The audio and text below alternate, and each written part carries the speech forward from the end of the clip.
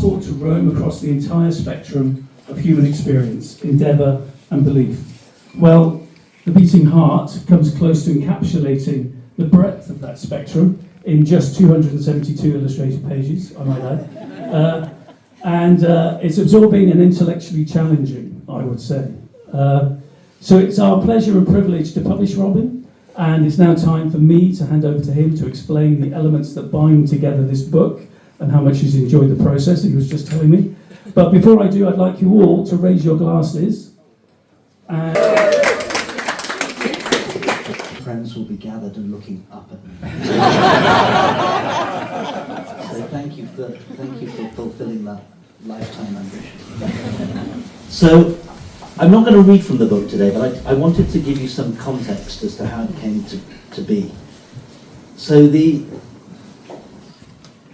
from time to time people ask me, why did you become a cardiologist? And the truth is that I have a very deep conviction that the heart is the most important bit. And I had that conviction from when I was a schoolboy. And the truth is that I wanted to be a heart doctor even before I wanted to be a doctor. But slightly embarrassingly, it took me 30 years or so to really work out why I thought the heart was the most important bit.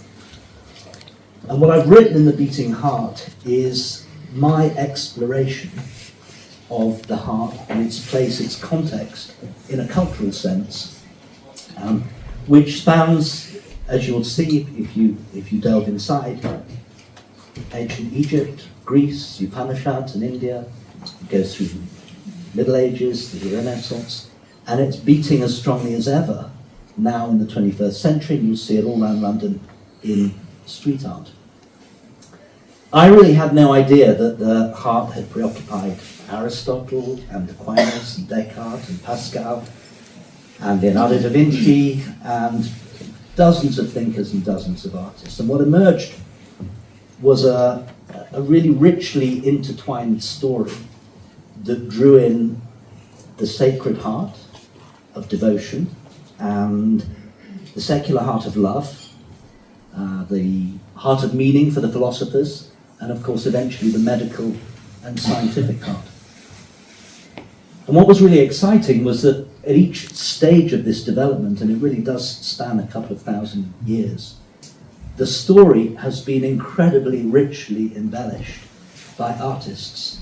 And the strapline that I've used for the book is Botticelli to Banksy, which is true, but it's so much more than that. There have been so many artists involved in depictions of the heart and reflecting the understanding of the heart and the cultural context of the heart in each of those ages. And that's really where the story is at.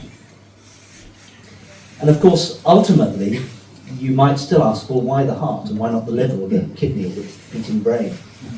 And the reality is that the heart is truly special and truly unique. And it's this thing that lives inside us. It's in our chest. It beats. And it's somehow part of us, yet apart from us. And it reports to us in times of intense emotion and passion and love and so forth. It has its own sentience. And that's the secret, really, of the heart. It's beating nature.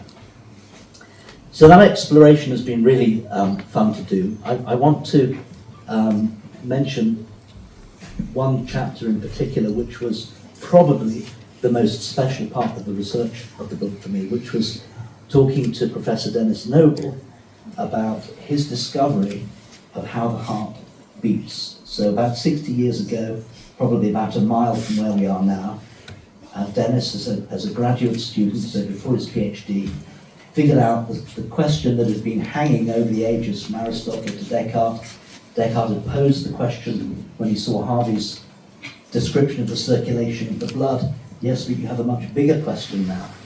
How does the heart beat?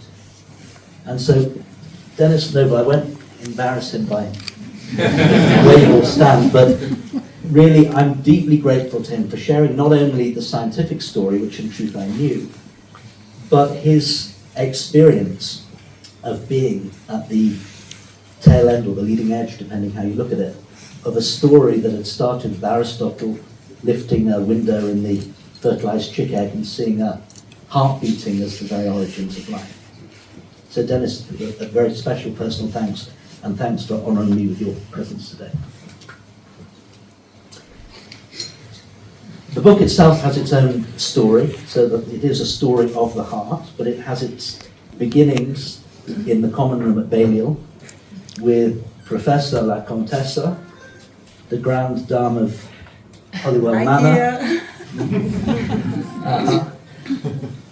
Dante's emissary in Oxford, Eleanor Lombardi. And Eleanor gave me a book. So Eleanor is a champion of interdisciplinarity, and she gave me a book, The Medieval Heart, by Professor Heather Webb.